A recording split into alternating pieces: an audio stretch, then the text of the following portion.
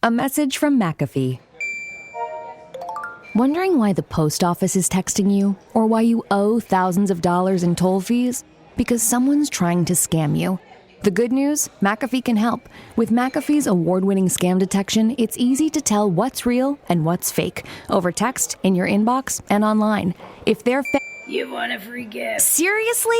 If they're faking it, they're not making it past us. Get award-winning scam detection today. McAfee.com/keepitreal. Hey folks, a couple of quick announcements. Jim and I are doing a 2-hour live show in Manhattan, New York City, on Saturday, November 12th at the Heartland Brewery on West 43rd Street in Times Square. Jim, you're legally allowed to go into Times Square again, aren't you?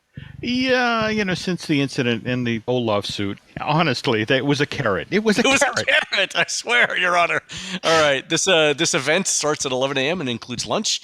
Jim and I are going to be talking about the history of unbuilt Disney attractions, from the Persian Hotel on Bay Lake in the 1970s to the Spain Pavilion in Epcot just a few years ago, with lots of strange and wondrous examples in between. Get more details at etccustomevents.com.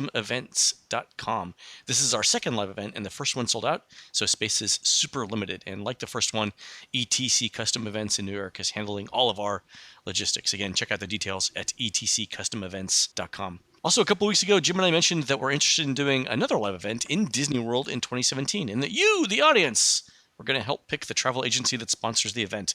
The travel agency that we're testing is Storybook Destinations, run by our friend Tammy Whiting. Readers of the unofficial guide rate Tammy is one of the 15 best travel agents in the country, so this is a pretty good place to start. What we'd like you guys to do is, when you're planning your next trip to Walt Disney World, get a quote from them at storybookdestinations.com/DisneyDish. And this is the important part. Let us know how Storybook Destinations worked for you. Stakeholder capitalism is only effective if everyone, you, us, them, all benefit from working together. So this has to work for all of us, including you. Like I said, give them a try at storybookdestinations.com/DisneyDish and let us know how it goes. Welcome back to another edition of the Disney Dish podcast with Jim Hill. It's me, Len Testa, and this is our second show for August 2016. Let's bring in Jim Hill right away. Jim, how's it going? Not bad, Len. All right, Jim, so let's talk about our show. It's the middle of August. We are one day removed from Disney's latest earnings call, and that brings us to the topic of the day, which is Disney news. Let's start with the earnings call. Jim, what were some of the big things that stood out for you on the earnings call? What's going on the in the park segment, which kind of jibed with what we'd heard before, but there were a couple of interesting little deviations. Yeah, there was a couple of things that they mentioned on the call yesterday. One was that revenue was up, largely on more expensive tickets. That's not a surprise to anybody that listens to our show. But they said domestic attendance, park attendance, was down. We didn't think that was a surprise because we've been looking at both posted wait times and actual wait times in the parks since the beginning of June. And we noticed the trend as well. In fact, I think we predicted a low single-digit drop in attendance. The thing that stood out to me that was a surprise was this. Disney said that hotel occupancy was up 3%, and that wasn't what I was hearing for the hotels recently. So I'd heard that June was pretty much flat for the deluxe resorts, which is what I have the information on. It was like, plus or minus 1%. But then things really started to fall off around 4th of July weekend when some hotels were down as much as 10%. Now, you could say that maybe people weren't staying at the deluxe hotels, and in any event, there aren't that many rooms as compared to the value. All true, in the all resorts. true. And if you remember the middle of June, we had one really awful 3-week-long period where we had, I'm blanking the name of that poor woman who got killed, then the Pulse. Christina Grimmie.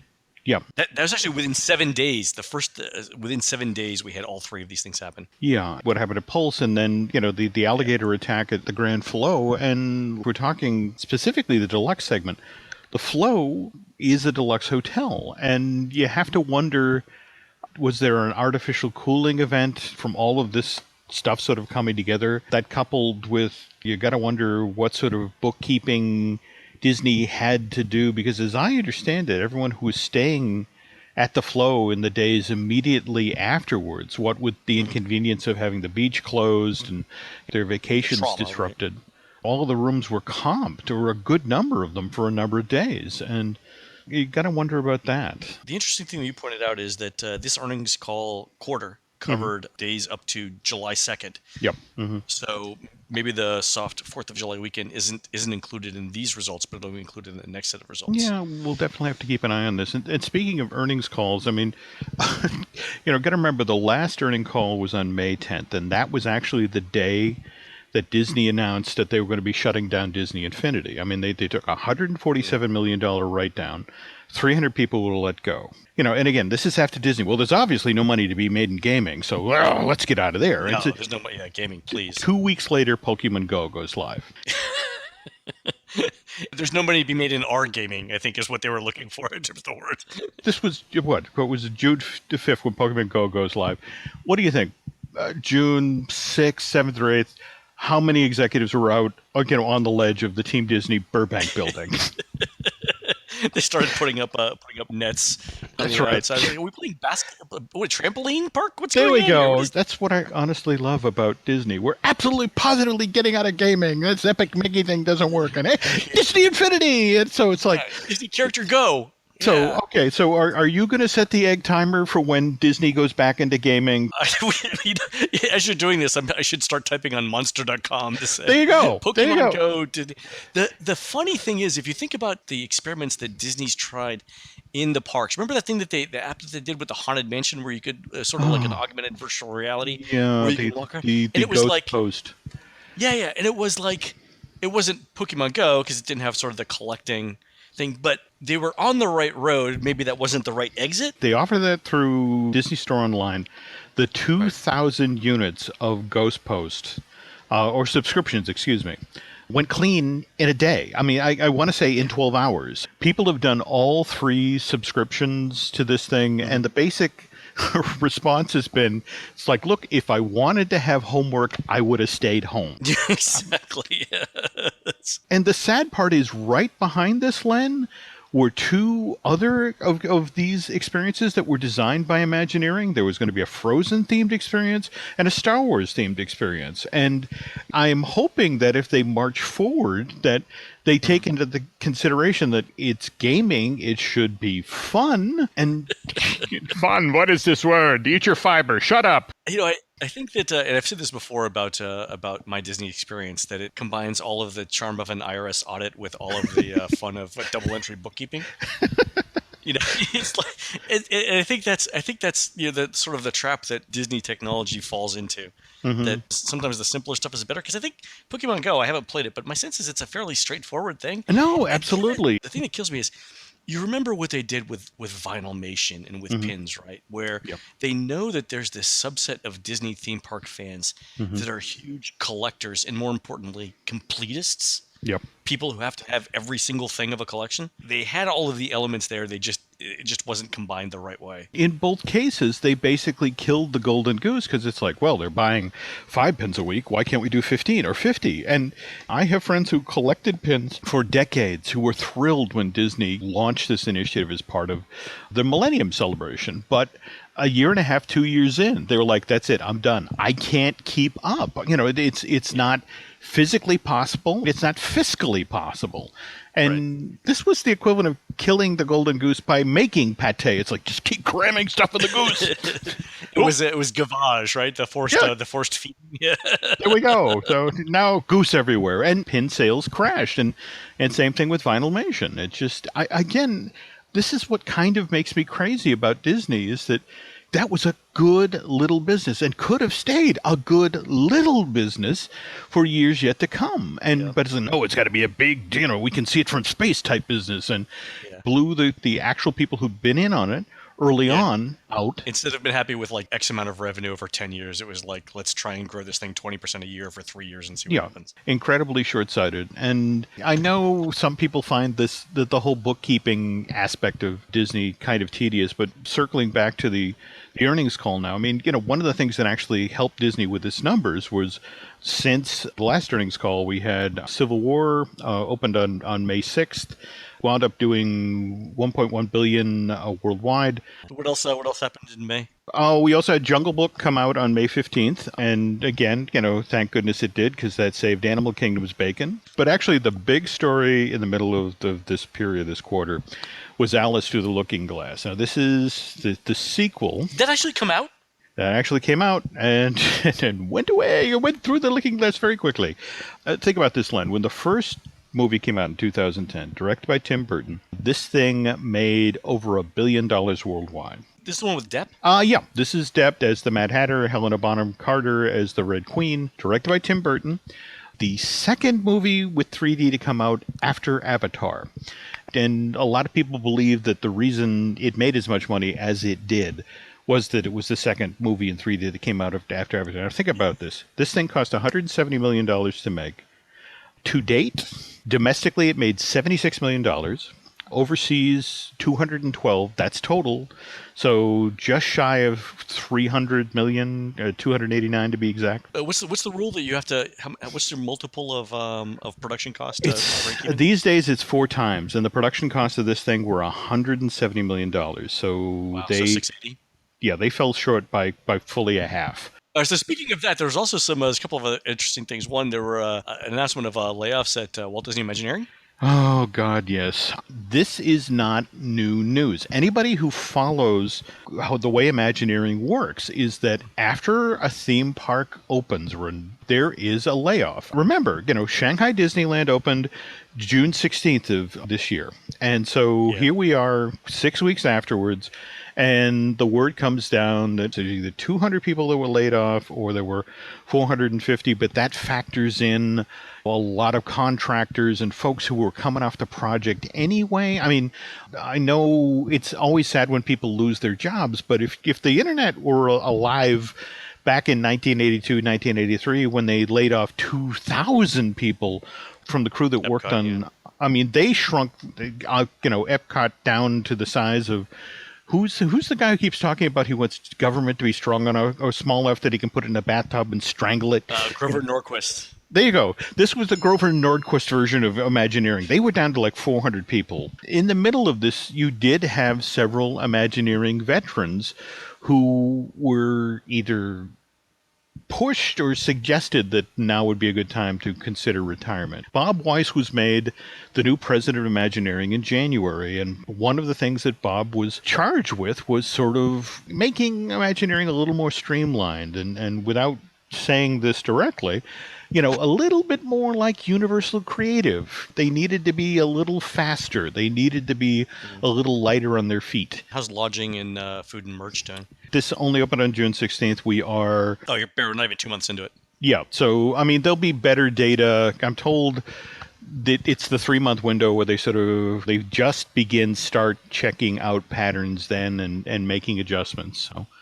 But speaking of theme park related news, the other big story, at least I consider it this week, was the news that came down that NBC Universal had cut a deal with Warner Brothers Domestic Television for the cable rights to not only all 8 of the Harry Potter movies, but also the rights to the upcoming Fantastic Beasts trilogy. And the first Harry Potter movie hit theaters in November 21st, 2001. 2 weeks later, Disney jumps in and grabs the broadcast rights to Sorcerer's Stone and Chamber of Secrets. They did this deliberately because 6 months previous, they had bought Fox Family Channel. Oh, I remember that. They turned it into ABC Family, right? Yeah. In fact, that became ABC Family, which is now Freeform. This was a channel that was mostly known at that point for the 700 Club, and they knew they had to craft specific identity for this thing. And Potter-based programming events became a huge thing for them. 3 months wouldn't go by that they weren't doing some sort of Potter-related event. And they laid down big dough. I mean, they spent $70 million back in 2001 to get the rights to Sorcerer's Stone and Chamber of Secrets. And they paid, I want to say, $140 million at the very end to get both episodes of Deathly Hallows. So twice as much. Wow. Yeah, one movie, 2 episodes. But on the other hand, as recently as I want to say weekend before last, they actually had a weekend-long Harry Potter birthday celebration where starting on Friday and then all the way through to midnight on Sunday, they ran all 8 movies in various configurations back to back to back. Wow. This actually says a lot about what Universal's plans are for Potter. Ride the money train into the sunset? I Oh, mean, God. Yeah. There's language here that, as part of the deal, Universal Studios Hollywood, Universal Orlando, and Universal Studios Japan will explore a range of new opportunities, including fan events, movie screenings, and promotional activities tied to the Harry Potter franchise in the upcoming Fantastic Beast film. Warner what's Brothers. Fantastic Beasts? Fantastic Beasts and Where to Oh, Find Them. That's the sort oh, of right. Harry Potter prequel. Got it. Right. It's set in 1926, 75 years before the Harry Potter story start, but it's still in the wizarding world, so to speak. There's this rumor going around about some changes to Tomorrowland at the Magic Kingdom. Oh, You want to talk about that? yeah. So everyone's favorite attraction, and I mean that as everyone's not favorite attraction, Yeah. Stitch's Great Escape, might be going through some changes in the near future. Yes. There was a D23 animation celebration event. I want to say this was 2013, 2014. They had a bunch of Imagineers on stage talking about attractions that were based on films. And afterwards, they allowed a bunch of us bloggers to sort of sit down with the panelists. And one of the gentlemen was Tony Baxter. Formal interview session is over. Tony is heading out the door and he's talking with the other Imagineers. And I apologize, I probably shouldn't have been listening. But Tony mentioned, oh, yeah, and we're working on this racing game. I don't know if you've seen Wreck-It Ralph, but we would be doing something with Sugar Rush. Be a lot of people on racers competing. It's a racing game, right? Yeah. Racing game. Again, Tony just throws this out as he's walking out the door. This is supposedly what's replacing Stitch. That the thinking is that they strip all of the chairs out, but you still have the 3 different levels. And what you do is you place one of those little go-karts, but it's a motion platform. So does it actually move in 3D space, or does it just sort of tilt like a simulator? It tilts like a simulator. You've seen the 3D helmet set up previously. Basically, put on a racing helmet, you sit down on a little go-kart platform, and you are now racing against everybody in the room. And my understanding is with the 3 different levels, I mean, you have to understand that these racers and the mechanisms that power everything will take up a lot more space for seats. And so we're not talking about a huge capacity. I've heard there's one configuration where there's 25 races per room. There's another configuration where it's 32. But you have a 3 and 4 minute long experience where you are racing alongside everybody else in the room in Sugar Rush. And then, because in the previous room you've given your age, you've given your sex, that sort of thing, it actually will break down the race results as you exit as to who won in the junior category, who won in the adult category. And of course, you exit into a gift shop that's now loaded with Wreck-It Ralph merch, with Sugar Rush merch, and various racing trophies and that sort of thing. It makes sense that this would be coming to the fore now because we've got Wreck-It Ralph 2 coming in, I want to say March 2018? Yeah, so if they wanted to start renovating, they've got, 18, 19 months? Yeah, you've got everybody working on this film. You can pull some folks off and be pulling assets for, the Sugar Rush ride. But the pitch I'm hearing in-house is that the nice thing about this is that, much the same as they finally did with Star Tours, this is reprogrammable. You can do new races. Does it fit Tomorrowland? No. Really, what does? I mean, what in Tomorrowland fits Tomorrowland? Yeah, no. I know. It's Pixar Land at this point with Space Mountain and Carousel of Progress. As the poor folks who worked at Disney Infinity, who were working on those foot-tall figures that were supposed to be out for holiday 2016. Plans can change, very, very quickly. But that seems to be the story that's making the rounds. So what's going to happen with Tomorrowland while we're on the subject? I mean, so the front part of Tomorrowland, where you've got the corridor, you've got Monsters Laugh Floor Comedy Show, which is Pixar movie thing. You've got Buzz Lightyear, which is arcade, sort of shoot 'em up, and then you'll have a Sugar Rush game. Then you walk into Astro Orbiter, Carousel of Progress, TTA, Space Mountain, Autopia. I mean, really, is this the land of misfit attractions? Is this the... Well, what fascinates me is to hear about who else might be going over here. I mean, the Inside Out themed redo of the Journey into Imagination Pavilion for Epcot. If I kind of squinted my eyes, I could kind of see my way to understanding that. I don't know if you're aware of the Figment comic book that Marvel published, which sort of described the origins of the Dreamfinder. And huge bestseller. There's a new series of books coming that will continue that storyline.